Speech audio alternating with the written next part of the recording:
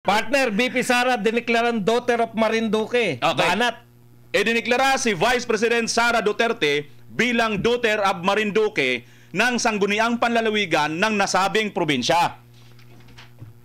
Batay sa Provincial Ordinance, bilang anak ng lalawigan, palagi siyang magiging welcome sa Marinduque at pagkakalooban ng karapatang tinatamasa ng isang tunay na Marinduqueña.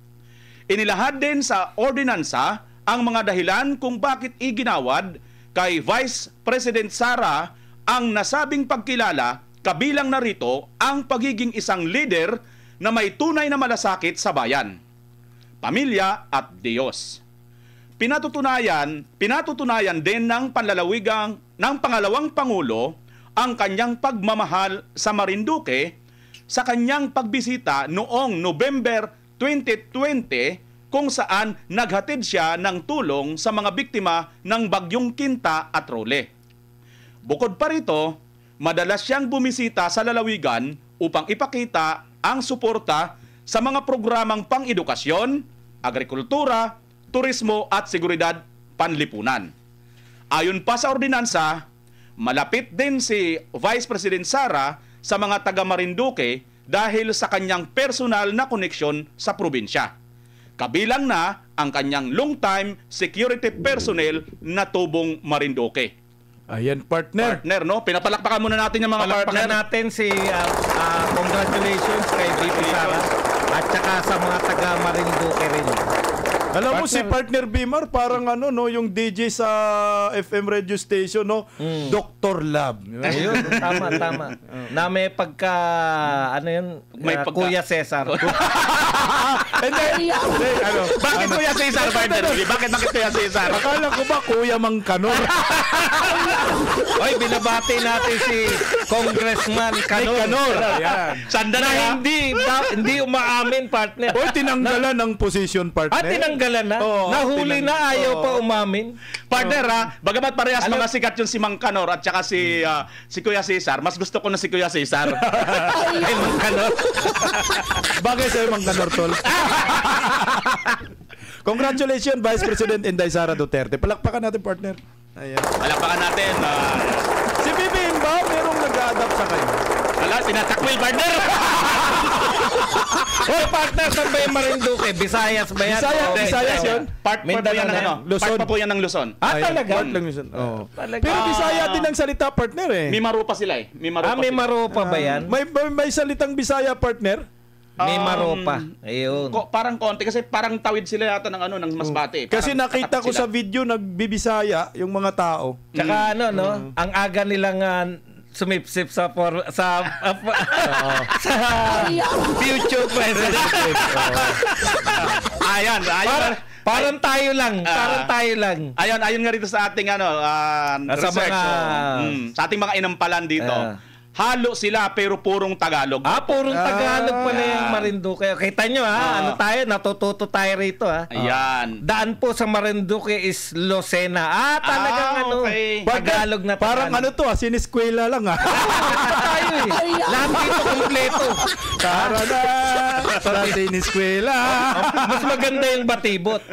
Pagising sa umaga, Mukhang partner. Issue number 4 tayo, partner. Parang yung sa akin iba sa akin diyan eh.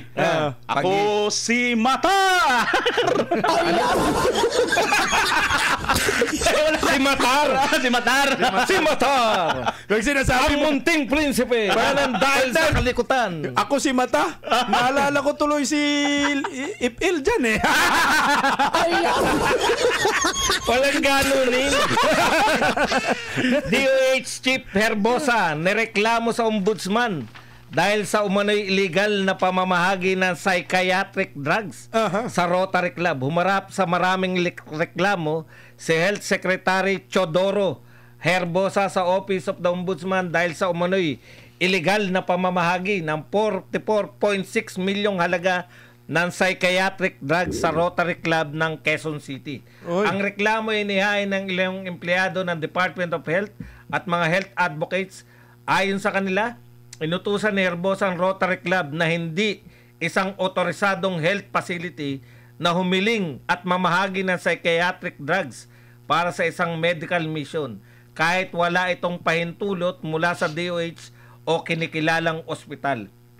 Gamit daw ni Herbosa ang pangalan ng National Center for Mental Health para mapadali ang pagproseso ng mahigit 2 milyong tableta at halos 1 milyong ampules ng gamot na malapit na ma-expire ayon pa sa reklamo.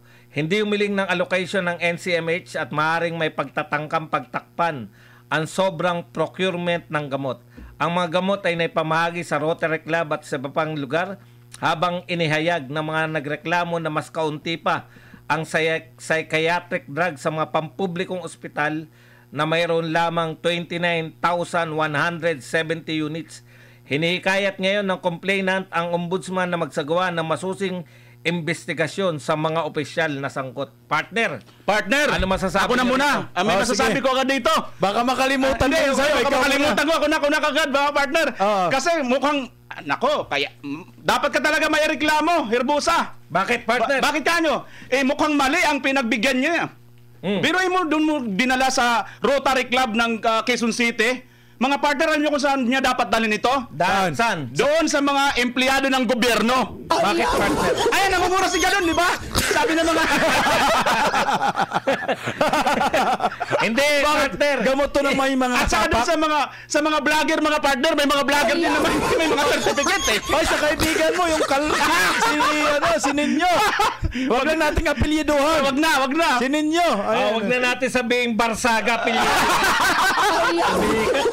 Kasi nga, di ba, mga partner, sipin mo, dapat ka talagang kasuhan kasi nga, imbis doon sa kinakaukulan, hindi mo doon dinala eh. Dinala mo Correct. doon sa...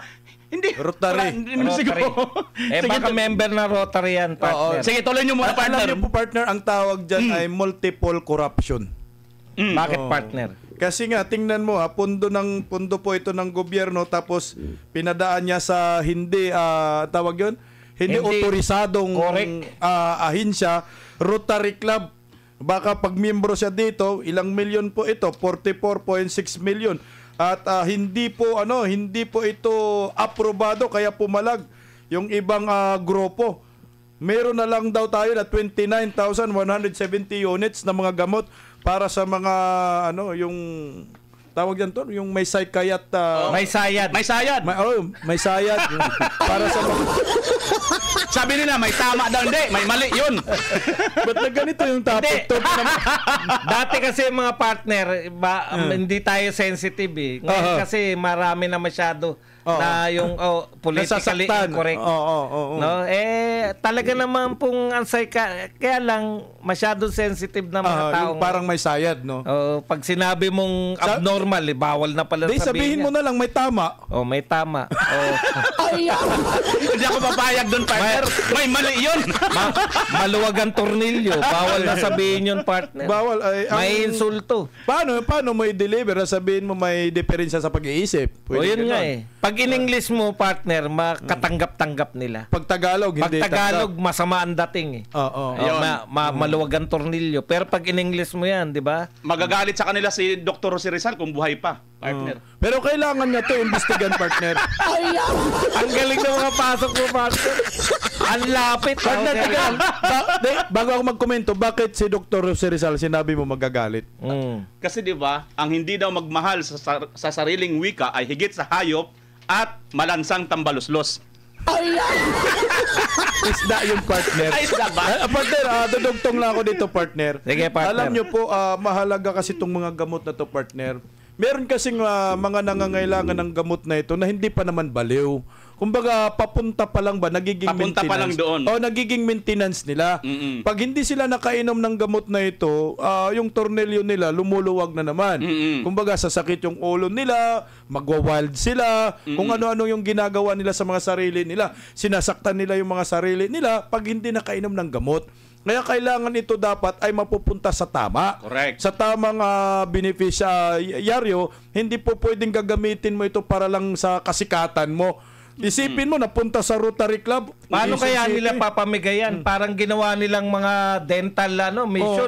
parang ganun dental mission, madali lang yan eh. Correct, Bubunutan ka lang. Pero paano mo pamumudmud ng Rotary? Saan mo ibibigay ito? Sa Kaya nga. wala namang may mga sayad ba yung mga nasa kongreso?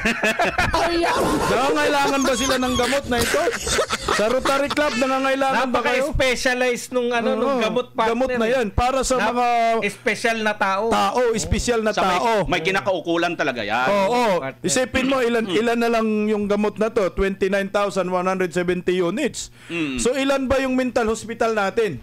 No? Na nangangailangan ng ganito. Meron dyan na mental hospital sa Mandaluyong ba yun? Mandaluyong, malapit lang Mandaluyong, kay Abalos. Oo. Oh, dapat doon si ninyo pinapunta eh. Pinasisikat yun naman yung tao. Wag na natin apelyiduhan.